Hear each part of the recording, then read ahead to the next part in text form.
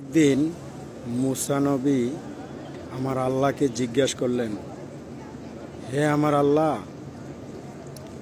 আপনি যখন খুশি হন তখন আপনি কি করেন?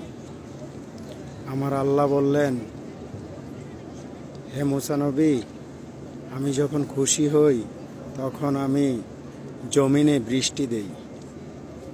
দ্বিতীয় প্রশ্নে আবার মুসা নবী প্রশ্ন করলেন আমার আল্লাহকে, হে আল্লাহ, আপনি যখন তার চেয়েও খুশি হন তখন কি করেন?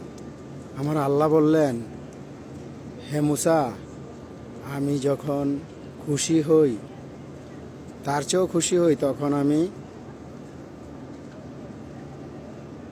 মানুষের বাসায় আত্মীয় পাঠাই, মেজবান পাঠাই। তৃতীয় প্রশ্নে আবার প্রশ্ন করলেন মুসা নবী আমার আল্লাহকে, বললেন, হে আল্লাহ, আপনি যখন তার চেয়েও বেশি খুশি হন তখন কি করেন? তখন আল্লাহ রাসূল বললেন, হে মুসা, আমি তখন